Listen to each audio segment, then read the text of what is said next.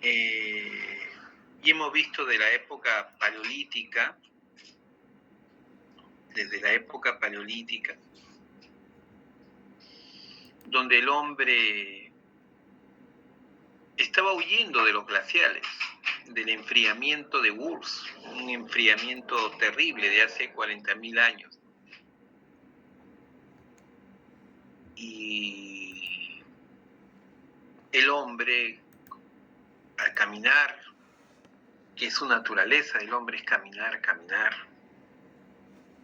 quedó en un lugar que son las cuevas, porque en las cuevas consiguió, ¿te acuerdan?, la protección. En la cueva consiguió el espacio donde podían controlar la temperatura a través del fuego, el espacio que le daba seguridad contra los animales, y un lugar de encuentro. Y la primera manifestación a un hombre que vivía, el hombre que vivía en Salto de Mata, es un término para decir que está en constante alerta. Según algunos antropólogos, la genética, que están estudiando la genética, los niños hacen eso por un miedo muy genético a estar en guardia, como estaban, ¿no? E incluso la situación de un tipo de relación del hombre que frente a frente se debe a que se cuidaban la espalda, así lo manifiestan. Hubo grandes cambios biológicos. Y lo que primero hicimos es, después de tener seguridad, ¿no? Seguridad, después de tener cierta luz, tener también luz, tener calentamiento de la temperatura, manipular la temperatura. Lo primero que hace el hombre, y es inherente en todas las culturas, es registrar. Registrar. No lo tomen como arte, ¿eh?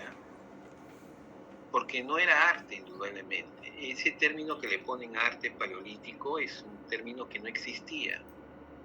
No existe como tal.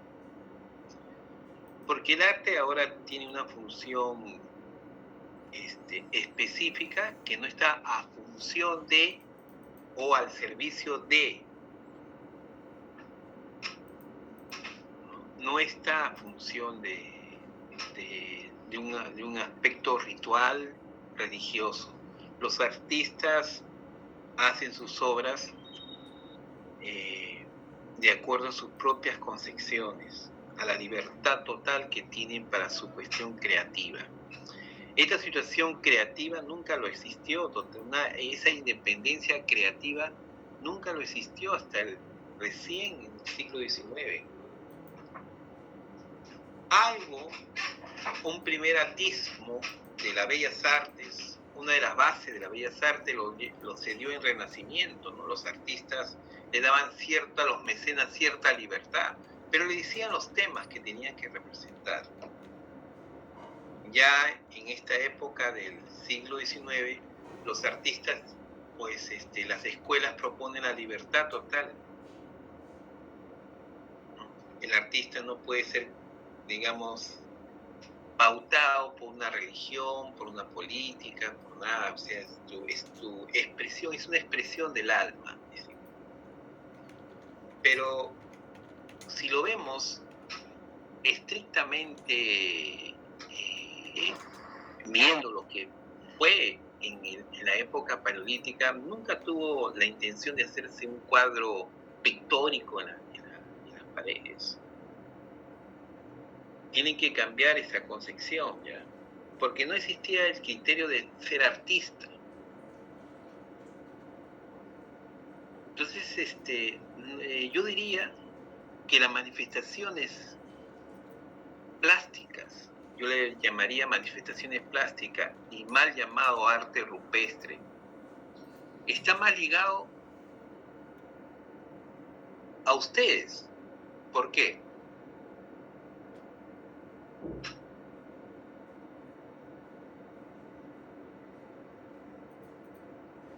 ¿Qué piensan jóvenes? A ver.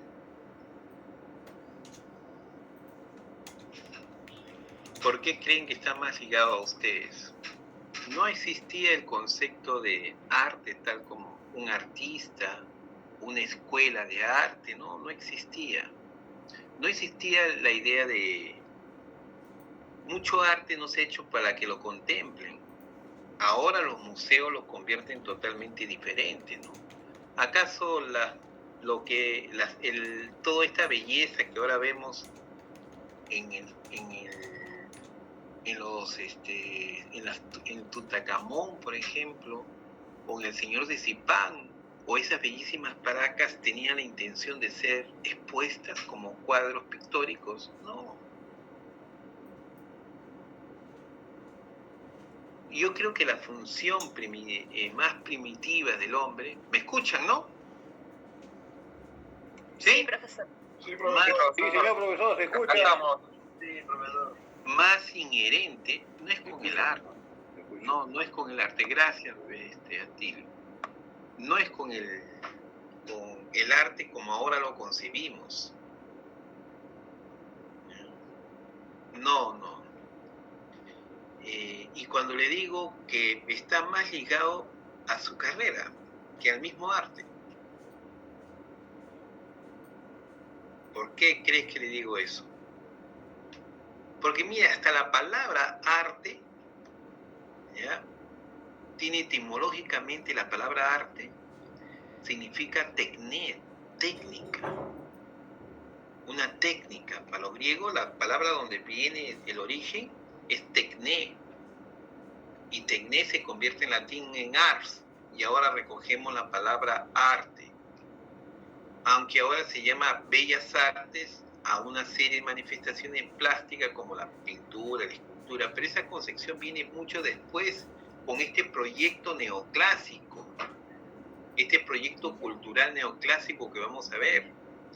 Pero a lo largo de la historia de la humanidad, ¿acaso había, este es artista, ¿no? Nosotros podemos ver con nuestros ojos anacrónicamente, o sea, haciendo a veces cuando hacemos anacronismo,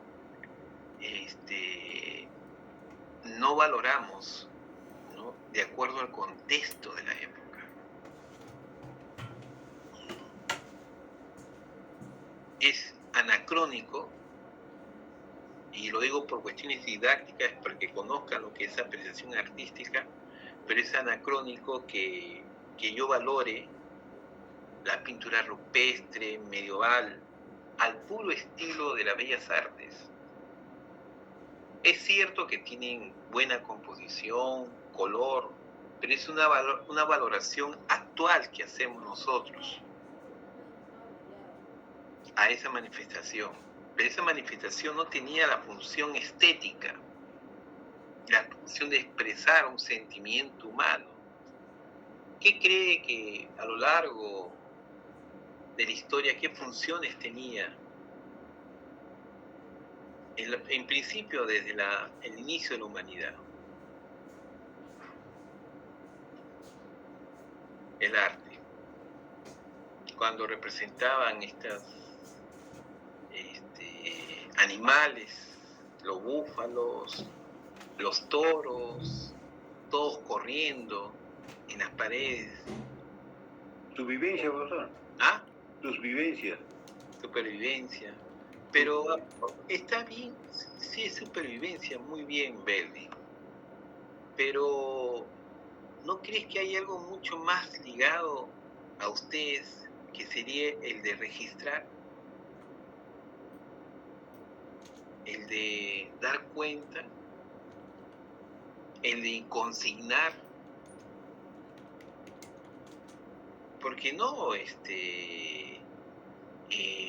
eso, ¿no? Es estos son los animales que cazamos, y estos son las almas de estos animales, aunque no vean entre el mundo más el mundo del espíritu y el mundo terrenal, para ellos no hay esa diferencia.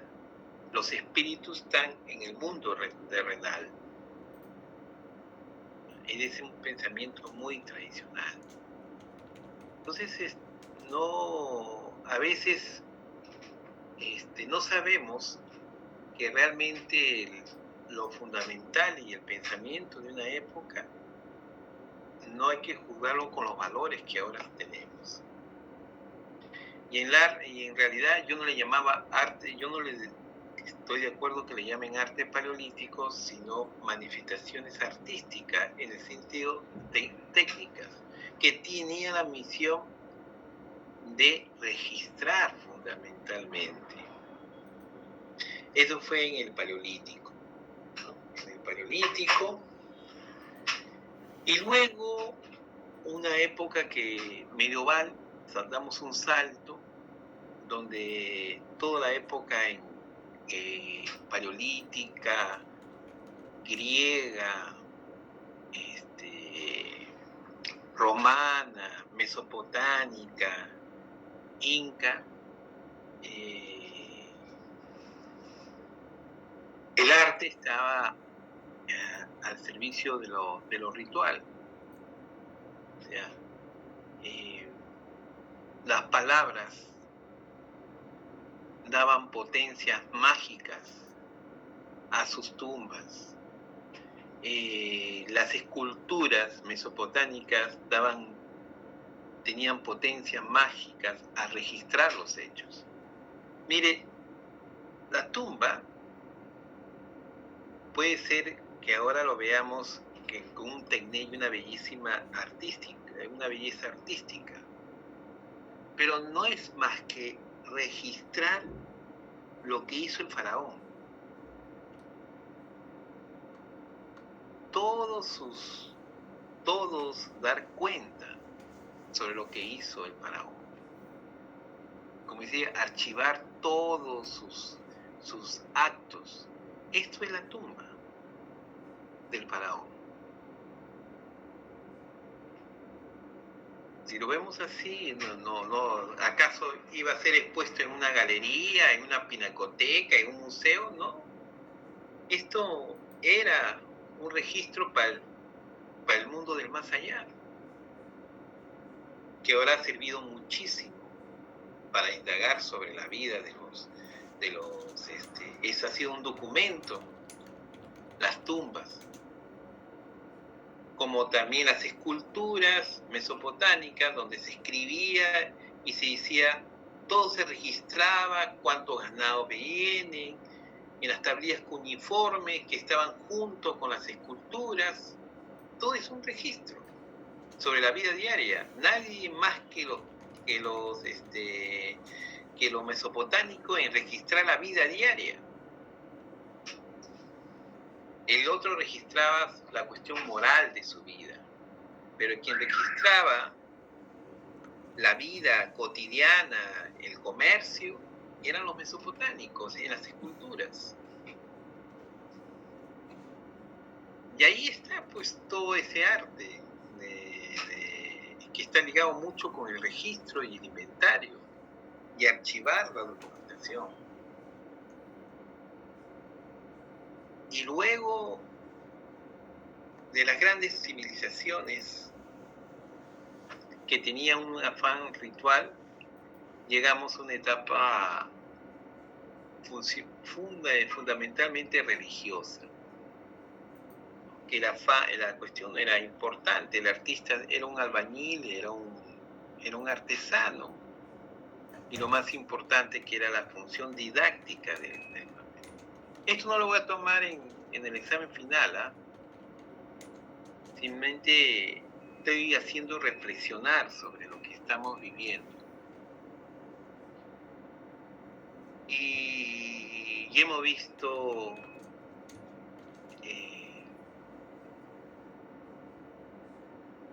a lo largo de la humanidad, hemos visto cómo hay un afán de registro y de consignar datos a través de recursos plásticos. Y estos recursos plásticos son los dibujos y pintura. Lo hemos visto desde la época paleolítica, ¿no? Que no es una galería, no es una pinacoteca. La cueva no es una pinacoteca donde se va a exhibir las obras de arte, es una consignación de la acción del hombre paleolítico. Después pasamos a las grandes civilizaciones, como el caso de Egipto. En Egipto las tumbas no es más que consignar el aspecto moral del faraón. En Mesopotamia, las esculturas, para que tengan más potencia, registraban todo el quehacer del personaje, todo el quehacer de la vida cotidiana. Ahí está la representación de la estela de Hammurabi.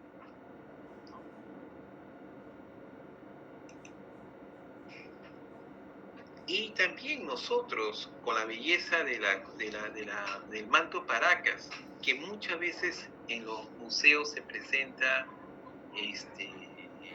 como si fuera un cuadro renacentista, como si fuera un cuadro que se va a presentar.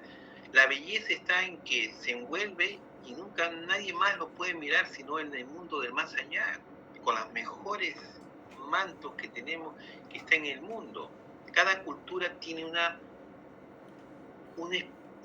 desarrollo particular. Los griegos en escultura el movimiento, pero muy poco en el tejido, a comparación de nuestra cultura. Los griegos en arquitectura, pero los mesopotámicos, por ejemplo, tienen una belleza en sus azulejos que no existe en otra cultura. Y cada cultura desarrolla sus propias formas. Y así a lo largo hemos visto cómo, de alguna manera, el registro está en el tipo de sobrevivencia, en registrar los animales, como muy bien dijo Beldi. En el segundo momento, en el rito, sobre todo funerario, eso es muy típico en la cultura mesopotámica. El aspecto de los muertos es todo un aspecto ritual. Siempre ha constituido una especie de acto sagrado la vida del más allá, al concebir la vida del más allá. Y llegamos a una etapa medieval,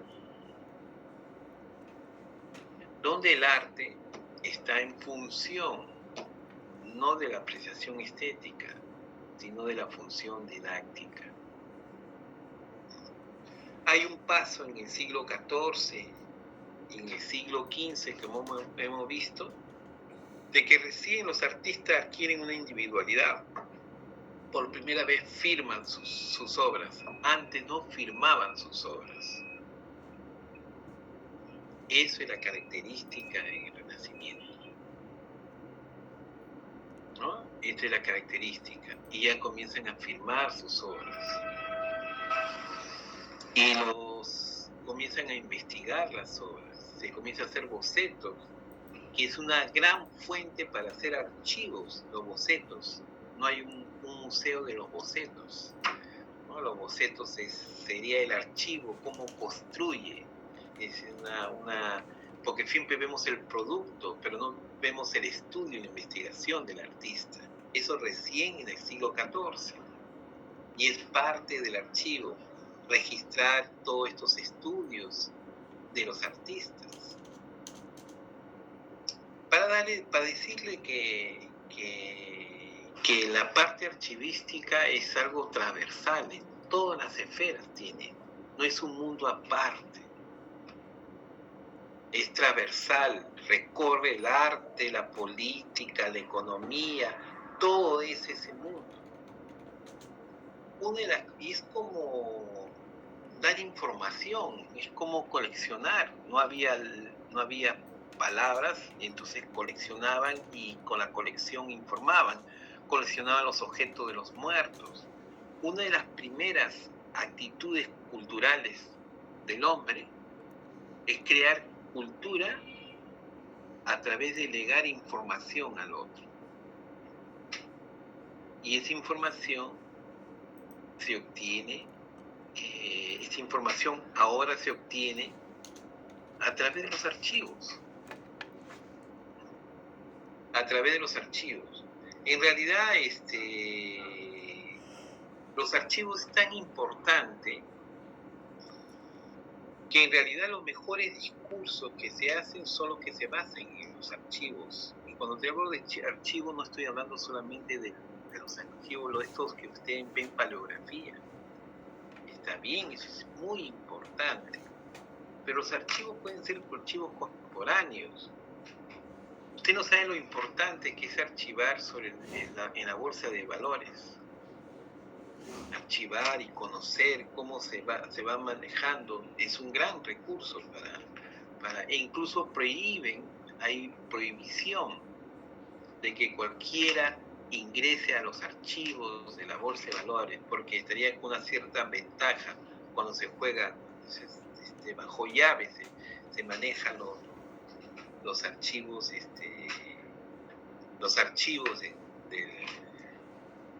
de la bolsa de valores, que es transversal. Y entonces todo lo que estamos viendo también es parte ahora sí vamos a ver algo que trató de separarse. Es la primera vez que vamos a ver en el siglo XIX el arte neoclásico. Como introducción. ¿Está bien? ¿Comprendieron, jóvenes? ¿Mi reflexión está de acuerdo o no, jóvenes? ¿Ustedes qué piensan?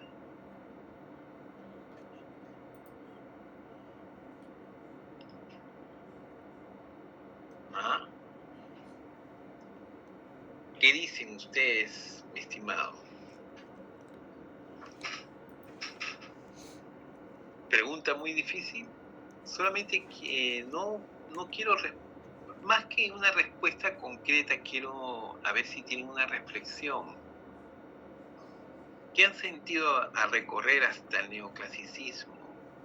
Que vamos a llegar ahora al neoclasicismo en la pintura. ¿Cómo se sienten?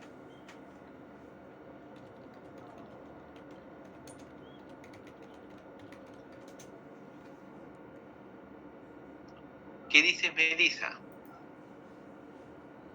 Buenas tardes, profesor. ¿Qué tal? ¿Cómo está? Buenas tardes, compañeros. Sí, bueno, me ha parecido muy interesante que nos hagas recordar y desde todo, desde el inicio. Como usted dice, más que todo al inicio, el arte era como para representar la vida cotidiana, ¿no?, de las personas. O sea, el concepto en realidad en todas las épocas ha ido cambiando. Y es interesante eso, ¿no? Ver que el arte ha tenido diferentes puntos de vista y, como usted indica, vamos a entrar al neoclasicismo, que justamente es todo lo contrario a lo que estuvimos viendo la semana antepasada del barroco, ¿no? Que rompe ya con toda esa exageración. Exacto. Hay una etapa,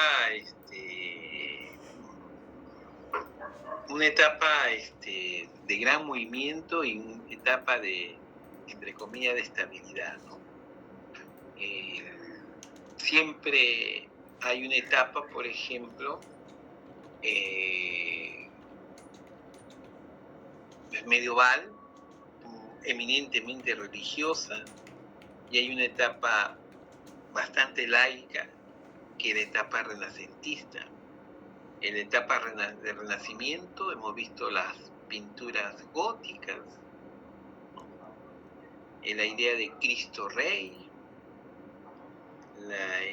la Virgen Reina, que si Dios tiene un reino hay que representarlo, y llega una etapa laica, incluso donde se representa la ternura de la figura de Rafael.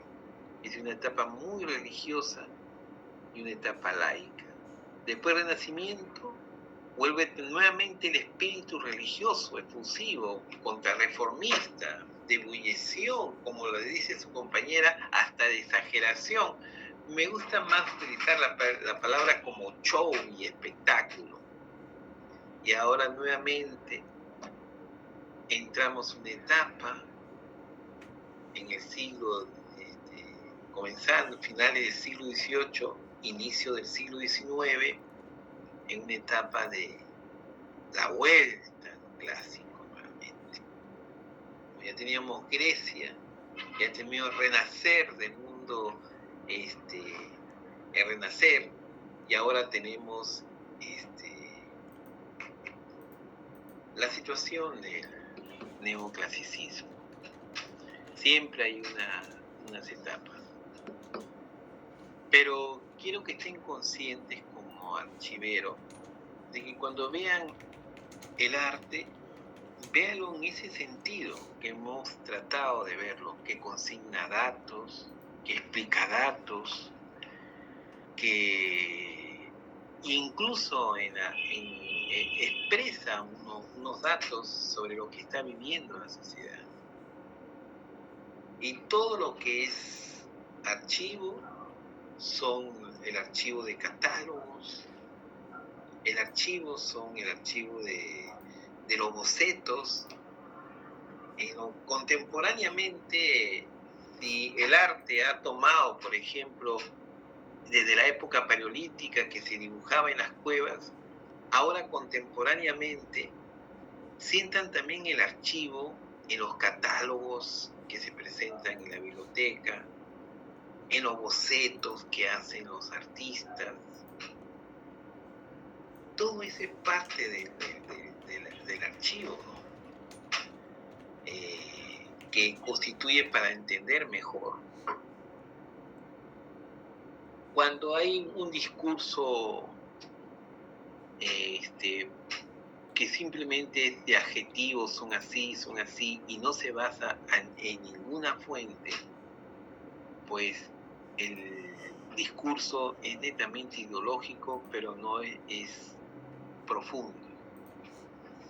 Hay discursos bastante ideológicos, que puede decir, este país es un país insolidario, este país estamos en un proceso de autoritarismo, este país estamos en una cuestión oligárquica, este país estamos en una situación de diferenciaciones de clase.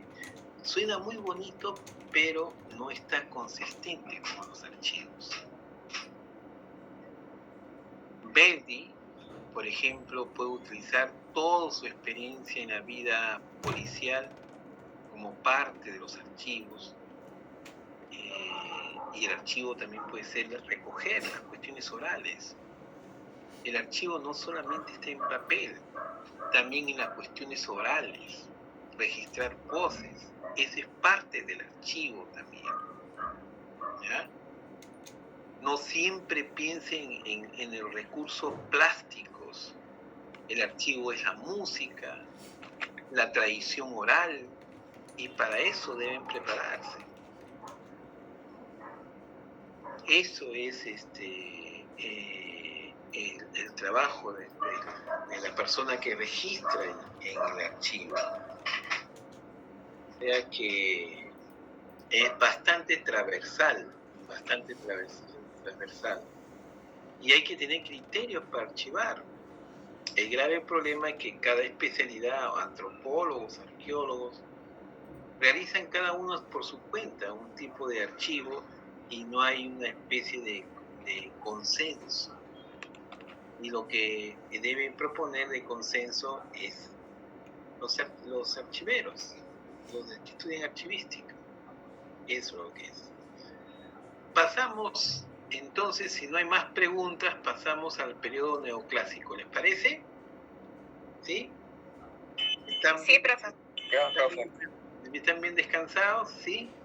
Me dicen cuándo es el momento del descanso, ¿ya?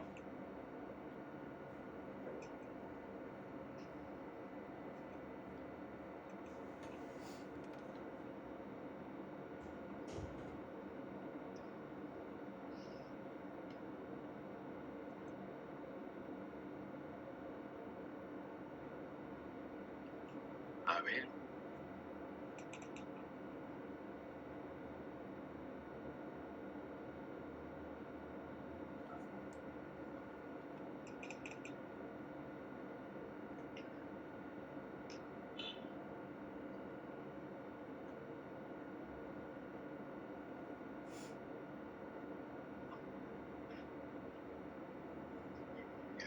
Vamos a ver, miren todo lo que tenemos que ver, neoclasicismo.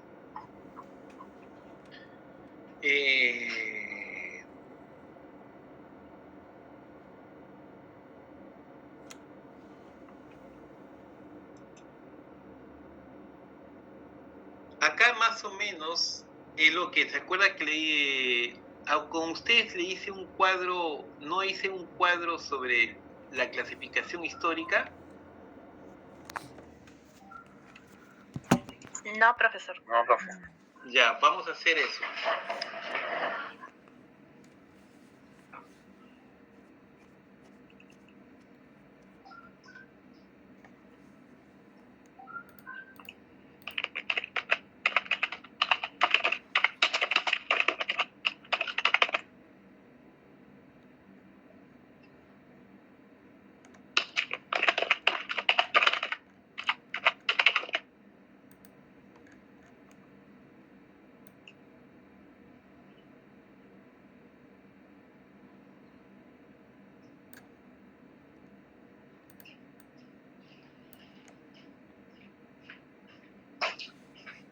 Ya.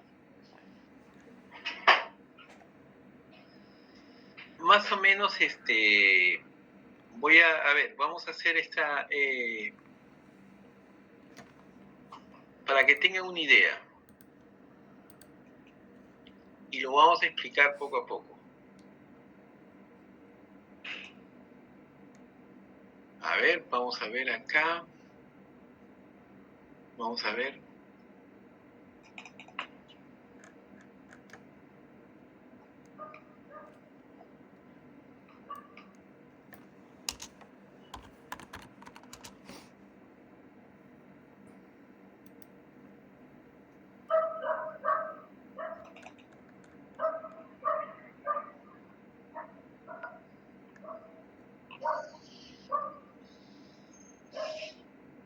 Esto lo vamos a, ese es un material que he trabajado, ¿no? Es un material didáctico elaborado por el profesor magíster David Vargas Torreblanca para el curso de Historia de Instituciones, y Historia del Arte, con cariño para los alumnos de la Escuela Nacional de Archivística. Esto lo voy a explicar, ¿no? Y me voy a dedicar. Pero es necesario que ustedes tengan una idea completa, ¿no? Estamos comenzando de la época medieval. Estamos comenzando el siglo IV hasta el siglo XIII, 500 después de Cristo a 1200. Y entonces hay un acontecimiento importante que es la caída del Imperio Romano, hay un sistema económico que es el feudalismo, hay un estilo de arte que es el arte gótico y hay un pensamiento filosófico que es la escolástica, que tiene que ver con la teología. Hay una forma de gobierno que es el tipo. ¿Aló, sí? ¿Aló? Sí, aló, ¿me escuchan? ¿Aló? Sí, profe. Sí se le escucha, Sí, se profe. escucha. Ya, Sí, se escucha. Creo que el señor Beldi está prendiendo su comunicador. Está prendido su audio. ¿Aló? ya. Entonces mire, acá hemos visto, Ahora esto sí. lo vamos a ¿Aló? hacer. ¿Escuchas? Señor Beldi, su micro. ¿Me escuchas? Beldi, ¿Me escuchas? alguien que le manda que está, Mira tu WhatsApp. dígale a Beldi, ¿Aló? a Beldi, por favor, dígale. ¿Aló? Alguien que lo llame a Beldi. Muteelo, profesor. No, ya. Que me da pena mutearlo. Ya listo. Vamos a ver.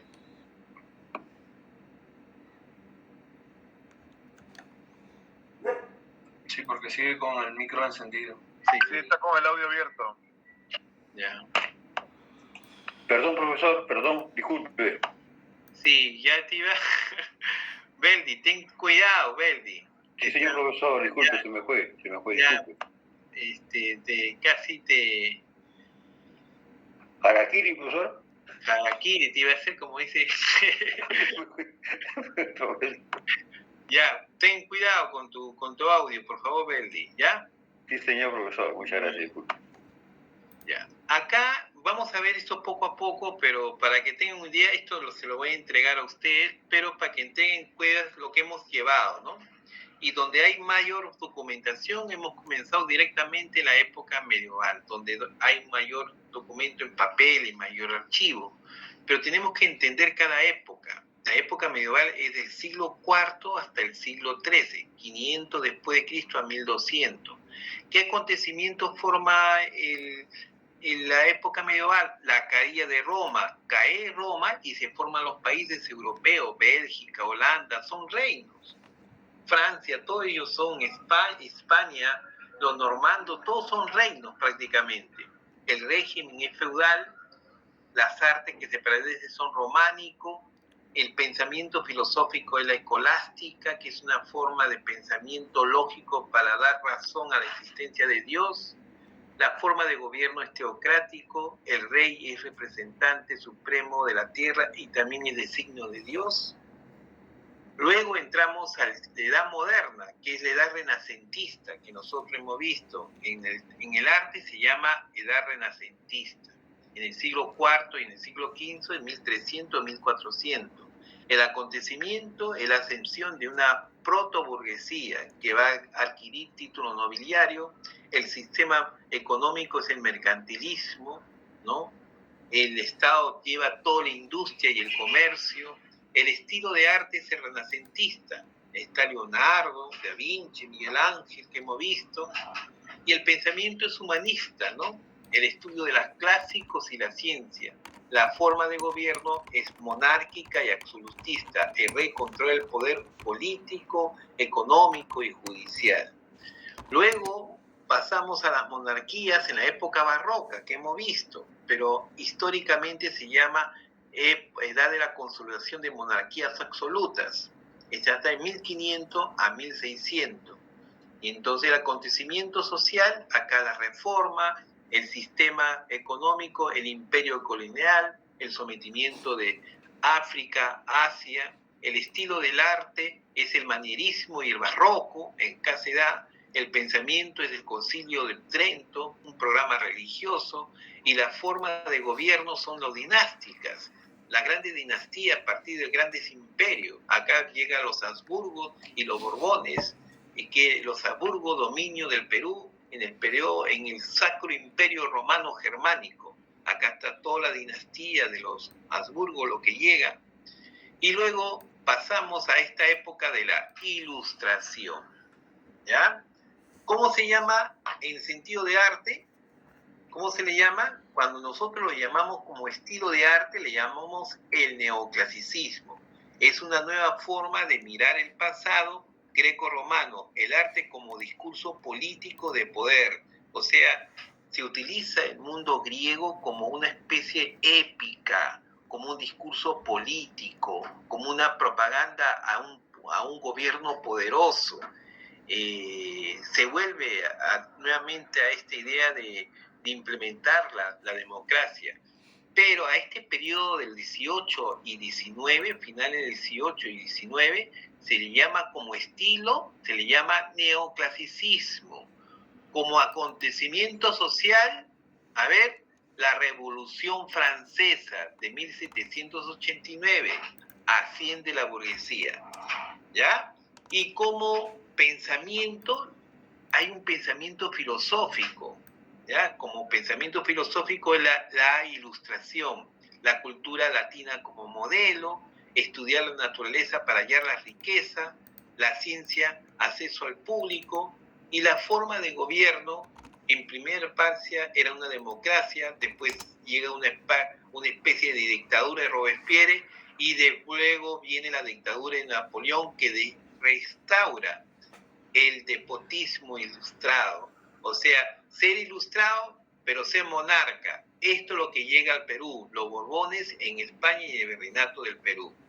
Esto se lo voy a explicar poco a poco, ¿de acuerdo, jóvenes? Pero quiero que entiendan que nosotros utilizamos esta clasificación, pero hay otros tipos de clasificaciones que lo van a entregar. Esto se lo va a entregar a ustedes. Esto no está en Google. Este es un trabajo del profesor y bueno, es una esquematización para que ustedes tengan bien claro los procesos históricos. ¿Le gustó o no le gustó, jóvenes? Se lo voy a entregar y se lo voy a explicar. Sí, profe. ¿no? Profesor. Sí, profesor, gracias. Eso Buena solamente. síntesis, profesor. Buena síntesis. Vamos a hacer una clase sobre eso, ¿ya? Creo que es necesario porque si no se me van a perder, ¿ya? Antes de entrar al examen. Creo que la próxima es un examen, ¿no? Antes de avanzar, creo que voy a hacer esto. ¿De acuerdo, jóvenes? Explicando poco a poco esto. ¿Sí? Porque está junto con el arte, para hacer una síntesis de todo lo que hemos visto. Ahora vamos a terminar el arte neoclásico y luego vamos a hacer un recuento de todo, así explicando uno por uno todo lo que hemos pasado. ¿De acuerdo? ¿De acuerdo, jovencitos, o no? ¿Ah? Sí, profe. Ya, muy bien. Ahora sí, vamos a entrar a la clase de los PPT de clase, que acá tienen, y acá está el neoclasicismo.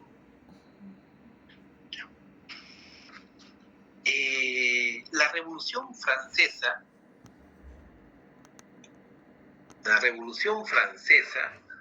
es en el año 1789. ¿Qué fue realmente la Revolución Francesa? O sea, los gobiernos, ¿te acuerdas? Monárquicos que estaban ahí bendecidos por el Papa, una época de contrarreforma, una época de lucha entre los protestantes y los cristianos, una época de imperios que expandían sus imperios a países como, por ejemplo, Perú, que diga América, que estamos hablando de Perú no existe en Virreinato, en Perú era casi todo América, Mesoamérica, Norteamérica, se expandían los imperios, ¿no? Algunos más desgraciados que los otros, más malditos que los otros, algunos propusieron que no tenía alma, como el caso de Norteamérica, y otros que, como Bartolomé de las Casas, ayudaron, ¿no? Para que se considere que el indígena podía cristianizarse. Pero todo esto terminó en Francia con esta monarquía absoluta, con una burguesía, con la Revolución Francesa. Entonces, la Revolución Francesa, ¿qué significó, jóvenes? ¿Podrían repetir? ¿Qué significó realmente la Revolución Francesa? A ver. La abolición de la monarquía. Monarquía, muy bien, señorita. ¿Usted cómo se llama? Melissa Ángeles, profesor. Melissa Ángeles. Melissa Ángeles, muy bien. Melissa Ángeles. Profesor, disculpe. Sí. También podríamos decir que ya inicia una nueva época moderna también. Se puede decir que es la más actual, ¿no? O sea, sí. El antiguo régimen es un cambio, no es un punto de quiebre. Es lo que llaman en filosofía, llaman proyecto moderno. Aunque históricamente la modernidad está en la época cuando dicen modernidad, está en el Renacimiento, cuando hay el humanismo, cuando el hombre se convierte en el centro, donde existe la razón como medio de dominar la naturaleza. Ahí este proyecto, cuando el hombre se comienza a separar ya de lo religioso, le llaman ya una época de modernidad. Okay. ¿Ya? Pero no está mal dicho de lo que tú has dicho, de que algunos filósofos creen y mantienen que realmente el proyecto moderno se da recién con la Revolución Francesa. Quiero que veas estas disquisiciones, por eso que voy a hacer en la próxima clase estas disquisiciones teóricas que hay, porque ustedes que van a manejar el archivo histórico tienen que conocer bien el proceso, ¿ya? Muy bien el proceso. ¿Cómo te llamas? Pedro Capristano. ¿Pedro qué? Capristano.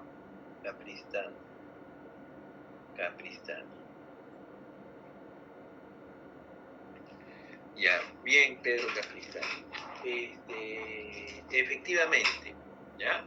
La Revolución Francesa, como dice Melissa, es una abolición de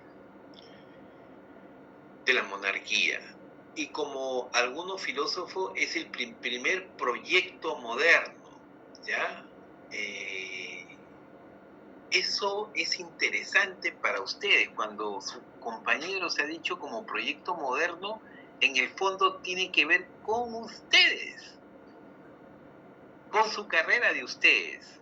Pero, ¿qué es vamos a seguir, ¿ya? Este es el hecho social.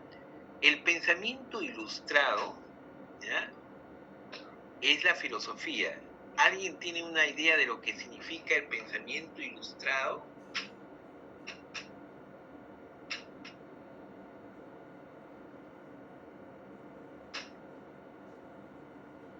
Profesor, A ver.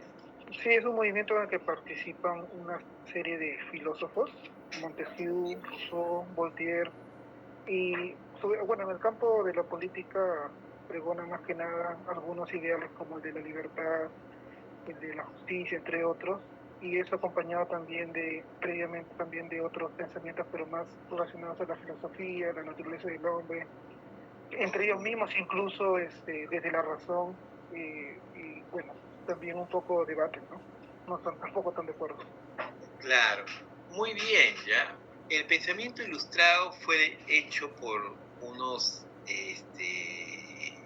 filósofos como Voltaire, Rousseau y Montesquieu, ¿ya? Los tres grandes pensadores, pero se llama pensamiento ilustrado porque propone, ¿ya?,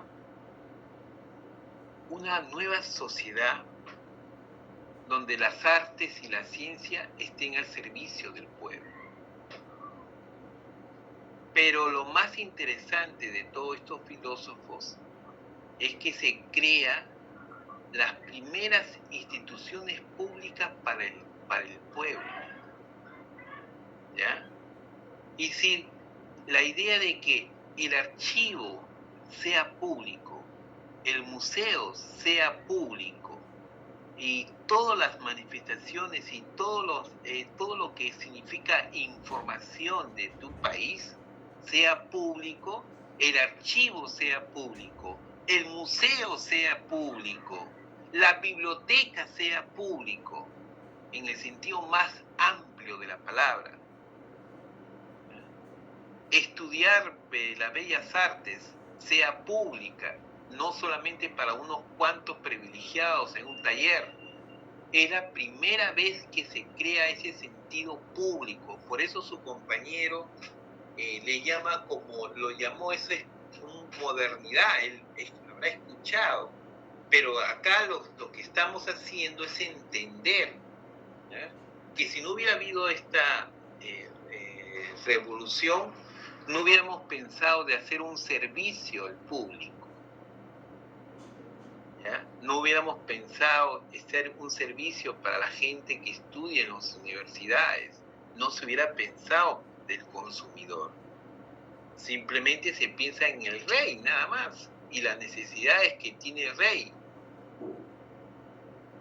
Y el rey es el que establece estas formas para mejorar a su pueblo.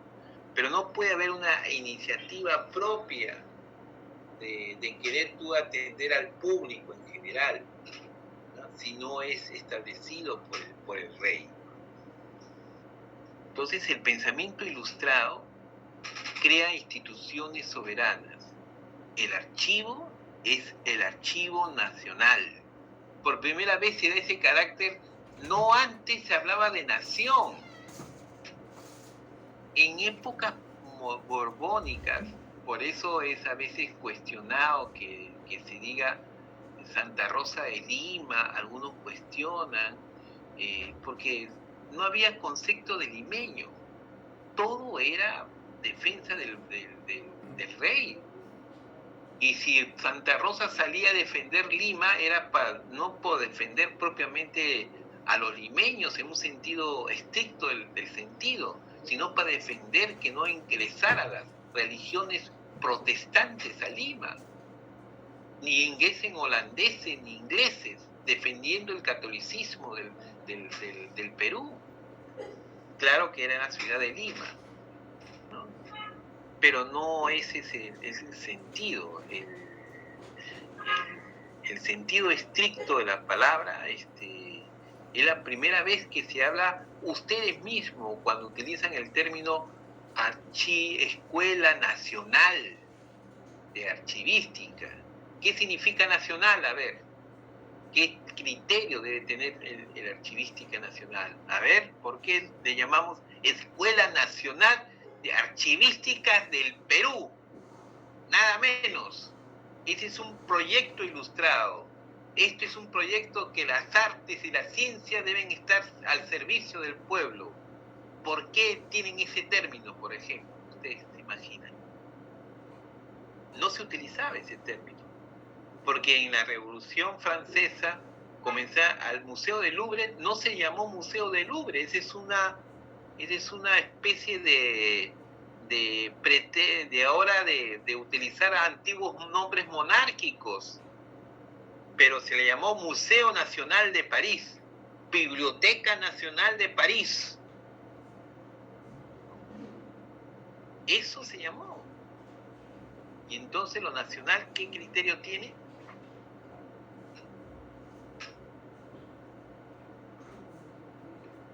Un criterio, a ver, ¿quién me puede decir?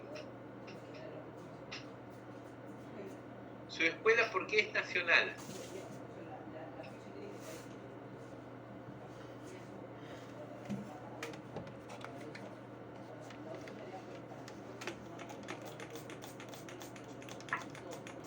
Es un criterio filosófico, profesor. Sí, es un criterio filosófico, no hay mal, pero ¿por qué son por la política, el pensamiento de la política de compartir las ideas, ¿no?, del pueblo. Muy bien, va cerca. ¿Quién es el que está hablando? Alan Zavala, profesor. ¿Alan qué? Alan Zavala. Alan Zavala, muy bien, Alan Zavala. Vas acercándote a Alan Zavala a ver otra persona.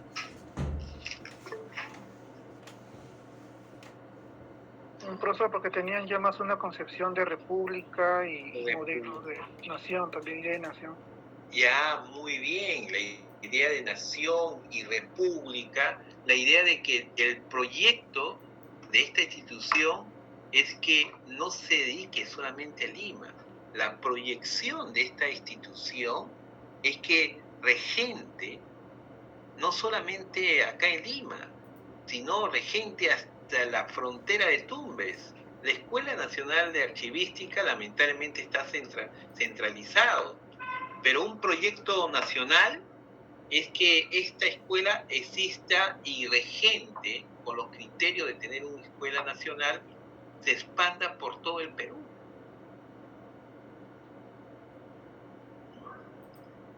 Lamentablemente solamente tenemos, cuando hablamos de nacional, siempre estamos acá en Lima, pero cuando estrictamente la palabra nacional implica en descentralizar y expandir todo eso a nivel del país. Eso significa nacional. Y quien regente la Escuela Nacional de Archivística. Eso cuando... Ahora, yo no creo que eso lo tengan muy en cuenta las autoridades, ¿eh?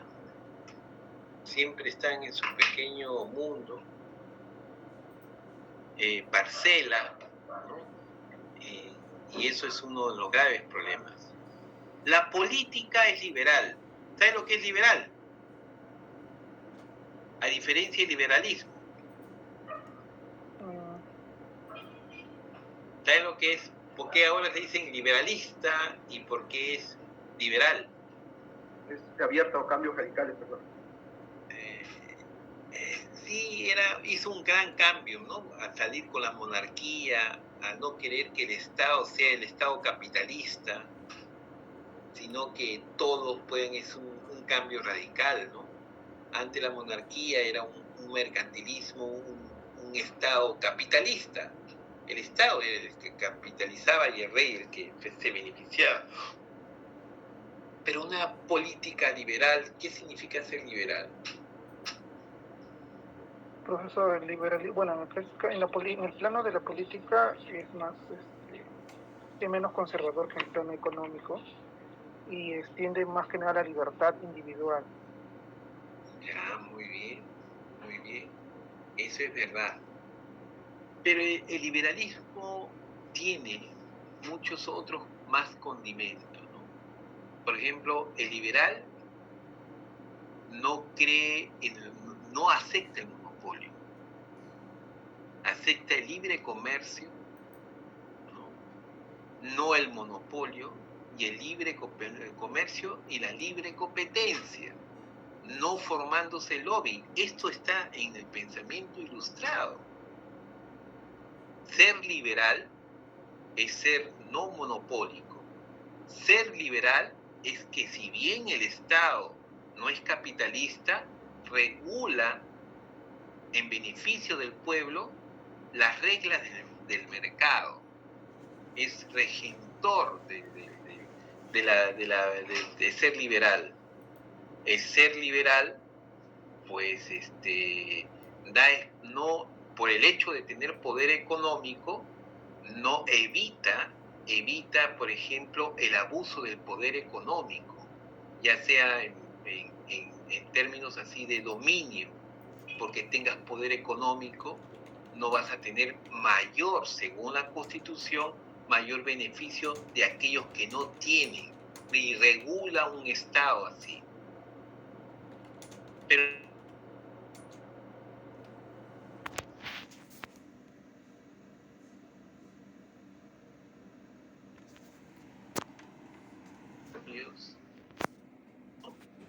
acepta la imposición del poder económico sobre los otros y los monopolios y pide que el Estado no regule nada, que todo se rija bajo el mercado. Esa es la gran diferencia de ser liberal, y además tiende a los neoliberalistas en tener formas, digamos, a través, incluso son mucho más autoritarios. Un liberal, pues, es muy más propenso a la variedad de ideas. Un neoliberal ve como enemigo la ascensión de otras ideas, que hay que destruirlas y hay que atacarlas. Hay que destrozar estas ideas. Mientras Voltaire decía a su enemigo, decía lo siguiente: yo combatiré al gran conservador, pues no me acuerdo ahorita el gran conservador, pero decía Voltaire, decía, tú que eres mi enemigo político, voy a combatir tus ideas, pero daré mi vida si te tratan de acallar tus ideas. Mire esa palabra, ¿no? O sea, daré mi vida y con mi vida defenderé que no te silencie tus ideas. Eso es lo que dijo Voltaire. Puedes tener tus opositores políticos, ¿no? Puedes tener, pero y combatir las ideas de una persona, pero lo que menos hace es que tratar de anular a esas personas. Y el neoliberalismo es acaparación, el neoliberalismo es la que no participa el Estado, y esa es la característica. Y lo que tenemos acá es el neoclasicismo como arte. Nuevo clasicismo. Porque esta revolución francesa, este pensamiento que las artes ilustrado, tomó nuevamente el modelo, sobre todo el modelo romano, en la cuestión de los héroes, la cuestión de la magnificencia del poder del imperio. Lo vamos a ver poco a poco, ¿ya?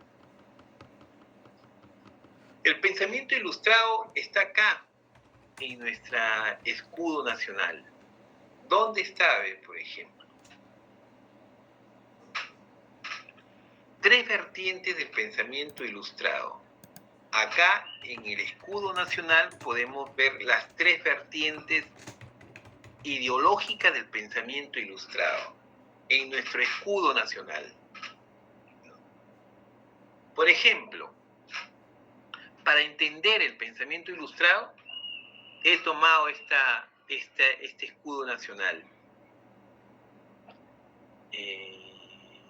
Y es muy interesante, en vez de hacerle leer varias lecturas, pues acá vamos a leer las imágenes, ¿ya?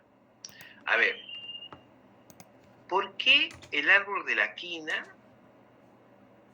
¿Por qué no la papa? ¿Y por qué la vicuña?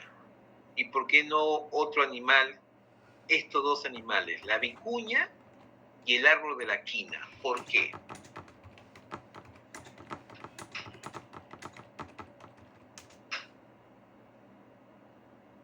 Si hay otras plantas que son oriundas, ¿qué características tienen estas árbol de la quina y esta vicuña? ¿Por qué no es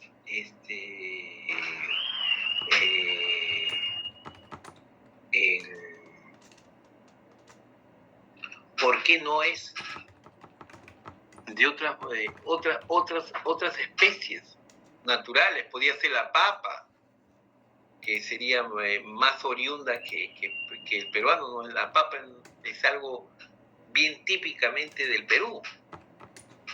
¿Qué me dicen, joven? ¿Por qué? A ver. Profesor, disculpe, en una clase usted nos había indicado de que se había puesto el árbol de la quina porque en esa época se había descubierto su poder medicinal, que había curado el paludismo. ¿Cómo te llamas, señorita? Melissa Ángeles. ¿Cómo es tu nombre completo? Melissa Ángeles. Melissa Ángeles. ¿Tu apellido Ángeles? Sí, es mi apellido. Ya, muy bien, señorita. Muy bien. Entonces, esto ya lo dije anteriormente, de una manera introductoria, no creo que fue parte de una clase, pero ahora sí es pertinente. Y solo lo mencionó. Solo lo mencioné, ¿no es cierto? Como una idea de que, y usted lo apuntó, ¿no? Pero les decía de que a través de tal vez lo dije porque en los documentos del archivo podemos encontrar pues siempre figuras que tenemos que entender. El escudo nacional siempre va a estar representado y tenemos que entender el contexto de ese pensamiento, de esta iconografía. Y usted lo apuntó detalladamente, señorita Melissa.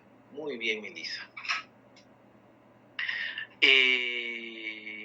Este árbol de la quina efectivamente es un énfasis a la ciencia, a la naturaleza. El estudio de la naturaleza es parte del pensamiento, pero una naturaleza que aporta a nivel mundial. La quina ayudó a curar muchas infecciones en Europa, a salvar el paludismo y otras enfermedades infecciosas a través de la quina. Es decirle a los europeos que nuestra naturaleza es de carácter universal, porque los europeos criticaban a nuestra naturaleza porque en vez de tener leones, decían que se habían degenerado los leones, teníamos pumitas. Debe tener dromedarios, hidromedarios, camellos, como lo tiene Europa, lo tiene el viejo continente, tenemos apenas una vicuñita, llamas, esas cosas. Pero desde el Mercurio peruano se da esa lucha entre los ilustrados y decían, y te olvidaste de la quina y del favor que han hecho de los miles de enfermos europeos que se han olvidado. Y te olvidas que la mejor fibra de lana a nivel mundial es la vicuña. No hay mejor fibra que la vicuña. Ni el camello ni el dromedario pueden basarse en esto. Entonces la ciencia, el estudio de la ciencia en la naturaleza, su virtud es parte del pensamiento ilustrado. El estudio de la naturaleza, pero una naturaleza que tiene un carácter universal. Y luego, acá está el culto a los héroes, que es el que se daba Apolo a los héroes, que es la corona y laurel. Y la cornucopia, Melissa, ¿te acuerdas qué es lo que dije? Creo que sí te acuerdas, Melissa Ángeles. Sí, profesor, la cornucopia representaba la abundancia mineral, también frutal y floral. Sí, muy bien, muy bien.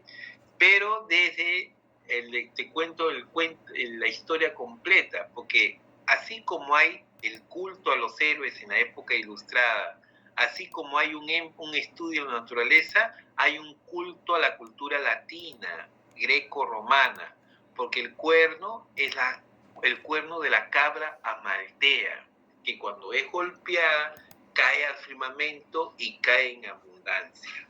¿De acuerdo? ¿Ya? Entonces acá hemos visto los tres pensamientos. Ya. A ver. En el neoclasicismo, el poder político, el sentido más importante que se va a dar a esta nueva revolución francesa, el sentido de un Estado moderno donde tenga una gran república, pues va a ser representado nuevamente con el modelo greco-romano, con acciones heroicas del deber ciudadano. Este es el juramento de los Horacios de Jacques David, es un pintor, Jacques David, que es el pintor. Ese punto no le hagan caso, este puntito que está acá, ¿ya? Entonces, en el neoclasicismo, ¿ya? Se va a expresar mucho del deber del ciudadano con su patria, La entrega, la defensa a tu nación es a la vez tu defensa a la patria, a la tierra. Y la ley es la ley. Dura es la lex. Dura es la ley, pero es la ley. Entonces el ciudadano tiene derechos, pero también tiene deberes. Y entre los deberes más importante que es defender la patria, esa patria poderosa, ese Estado poderoso. El neoclasicismo, el mundo clásico se va a dar, pero en un sentido como si fuera cuando ustedes entran al Palacio de Justicia, como el Palacio de Versalles, que es una imitación del Palacio de Versalles, el Palacio de Justicia. Ustedes se sienten abrumados por ese Palacio de Justicia y ustedes se sienten como pequeños insectos. Cuando uno ingresa ahí, todos nos sentimos apabullados, porque es la idea de que el Estado es poderoso, el Estado nos abruma, y la arquitectura que utilizan es el pasado heroico, imponente, donde se dio la democracia y las leyes, el mundo greco-romano. Y entonces estas son pinturas de grandes formatos, donde está acá las columnas, ¿ya? Las columnas griegas, el fuste liso, arcos de medio punto, todo dentro de un escenario. La ropa es romana fundamentalmente, ¿ya? Y estamos haciendo en el siglo XVIII, esta ropa ya no se usaban, pero la evocación, ¿no? La indumentaria es romana, la historia es romana. Y acá el padre entrega a sus hijos el deber que luchen por su patria, ¿no? Y dice aquí abajo, durasec ex la lex, dura es la ley, pero tiene que cumplir que los hijos defiendan a su patria. Y el mismo padre le entrega a sus hijos las espadas. ¿Ustedes harían eso?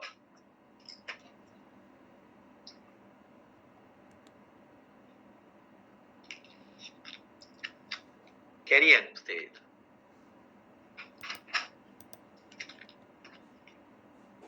Y acá las mujeres, las madres, resignadas, ni siquiera hacen nada, o sea, sienten que sus hijos deben ser el deber. Ellas desconsoladas, pero aceptan finalmente la decisión de sus hijos y la entrega del propio padre a sus hijos para que vayan a defender su patria. ¿Ustedes qué piensan de eso?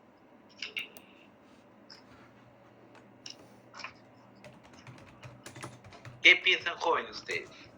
¿Entregarían así a sus hijos por la patria?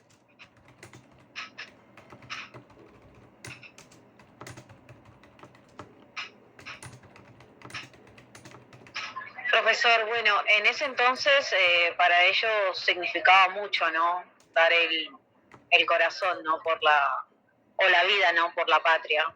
Pero, era un sinónimo de héroe. Pero tu hijo podía morir. Sí, bueno, yo en mi caso no entregaría a mi hija, la verdad. No Creo que iría yo, me parece, pero no.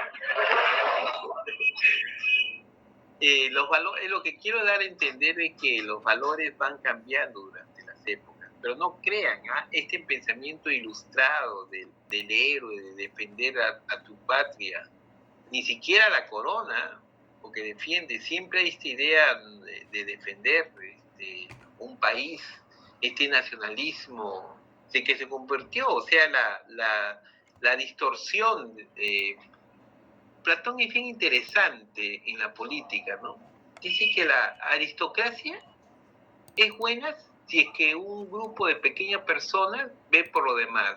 Incluso, pero cuando se convierte este grupo pequeño, se distorsiona, este grupo pequeño, este grupo aristocrático se vuelve en una oligarquía, que solamente se beneficia este pequeño grupo. De ahí que la aristocracia convertida en oligarquía es lo peor, decía Platón. Platón también decía, un monarca, un solo, que gobierne puede ser si tiene corazón, pues si tiene sentimiento con su pueblo, puede defender a su pueblo. Pero puede convertirse en un tirano, y eso es lo más detestable, ¿no? En correlación al neoclasicismo, ¿ya? Tú defiendes tu nación, pero cuando tu nación se convierte en un nacionalismo a extremo, ¿ya? A extremo, pues comienzas a defender tu nación con cegueras así, con guerras que tenemos ahora, pues. Imagínate, hemos pasado con este discurso de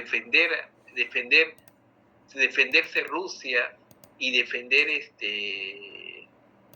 Rusia, defender Norteamérica, pues se han justificado invasiones, porque las invasiones de toda manera mueren jóvenes. Mi hermano está en este lugar y hay todo un movimiento de los norteamericanos de que ya no hay momento donde ellos no tienen paz. Siempre están constantemente de alguna manera mandando gente para morir. Siempre hay un periodo donde tienen que mandar a su gente a morir y no tiene paz en Norteamérica. Lo mismo que Rusia.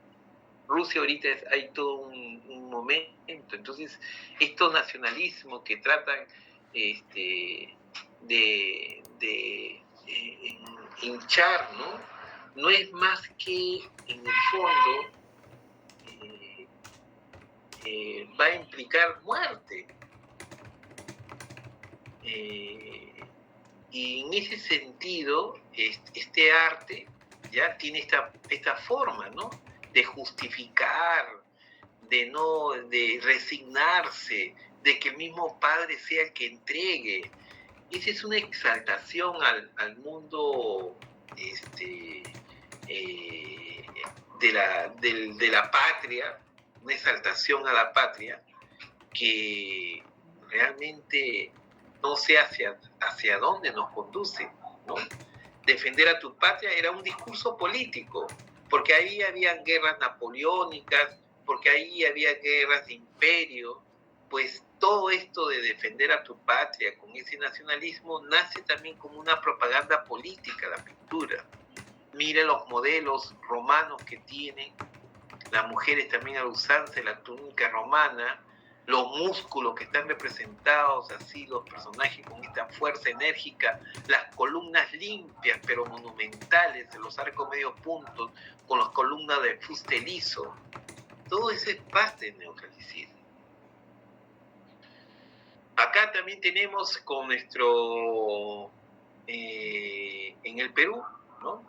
Tenemos también nuestra época de la Revolución Libertador, y también se hacía no solamente en la pintura, como fue en Francia, con Jacqueline David. También acá cuando llevamos la revolución, que fue una revolución influenciada por la Revolución Francesa y con el pensamiento ilustrado, había también, así como se está mitificando al héroe nacional, aquí también la partitura que yo trabajé acá, estas partituras que, digamos, pusimos en valor porque estaban ahí tiradas en la Biblioteca Nacional, esta despedida de las chilenas al Ejército de San Martín, al Libertador, una obra hecha por José, por nuestro, ¿quién es? J.B. Alcedo, ¿quién es?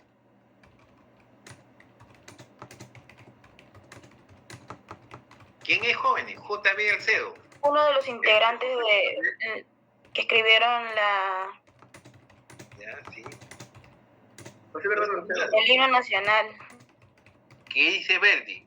Está muy bien, señorita. ¿Qué dice Verdi? ¿Deberías decir algo más?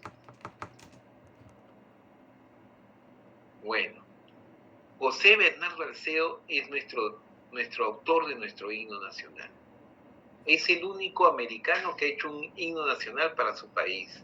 Argentina, Chile y todos los demás países tienen autores extranjeros. En cambio, nosotros tuvimos un autor peruano que hizo no solamente la del himno nacional, sino que también hizo composiciones que desconocemos y no se interpreta patrióticas, como esta música patriótica de ensalzar a los héroes, a los que entregan, así como entrega Horacio, ¿no?, sus armas a sus hijos, la despedida de Horacio a sus hijos que vayan a la lucha, a defender Roma y resignadas.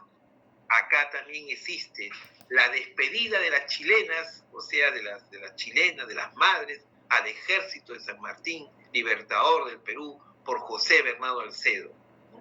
Esto está dentro de las composiciones de la música. Esta música se marca dentro de las composiciones patrióticas, donde está presente la mujer, ¿no? La mujer es importante, la resignación. Vaya usted, mi hijo, a luchar, dice, a entregar su vida por la patria.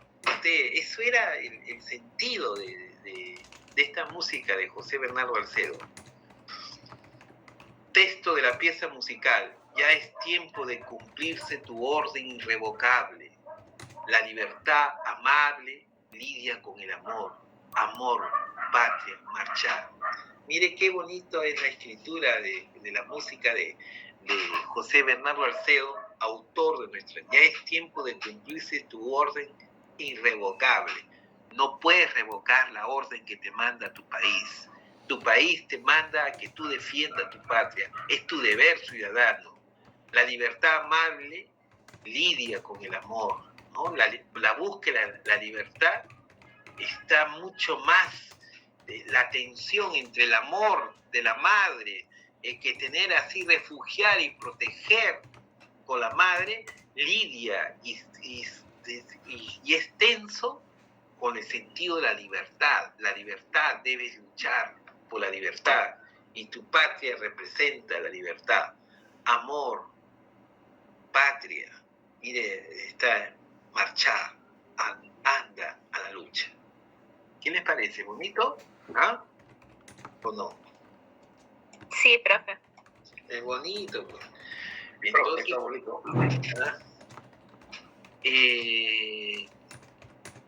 Acá también la idea de la muerte de Marat, también otro francés de Jacqueline David. Acá está la idea de que el hombre se dedica a su patria hasta en los momentos más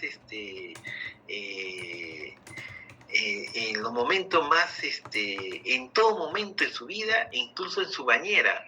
Marat tenía una enfermedad en la piel que necesitaba constantemente estar en el agua. Y entonces él tenía una tina. Y en esa tina, pues escribía las leyes, y los discursos que iban a dar en el Congreso, ¿no? Entonces él escribía hasta el último momento. Tenía una bañera abajo, pero llegan unos oponentes y lo matan al pobre Marat. Y Marat, hasta el último momento de su vida, tiene los escritos de la libertad y la pluma en su mano. Hasta el momento último de su vida, nunca dejó de ser un hombre que, a través de las leyes, luchó por su patria. ¿Qué les parece? La muerte de Marat. ¿No les parece interesante?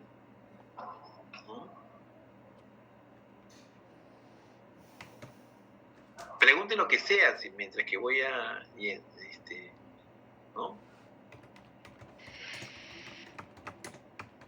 ¿Se acuerda que hubo una época que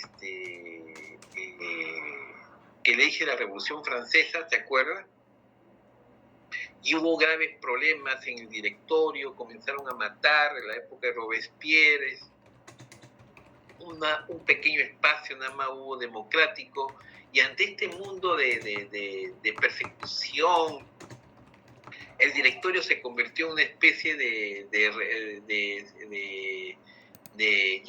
represión a todos aquellos que no eran, pues, el pensamiento, todos los que llevaban el pensamiento monárquico. Pues aparece Napoleón, un militar, un estadista, y Napoleón, pues, restaura la monarquía absolutista, la monarquía ilustrada, lo que se llama despotismo ilustrado. Vuelve Francia, ya no con los reyes, sino con un nuevo personaje político. Ya no se corona, ya no es la coronación de un rey, ¿no?, por un rey que tiene genealogía, sino es la coronación de un militar, de un estadista que pretendía unificar nuevamente toda Europa.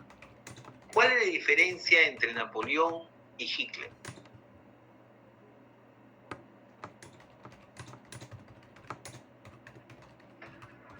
Si Napoleón invadió a casi todos los países, Polonia, ahí viene la polonesa de Chopin, España también fue invadida.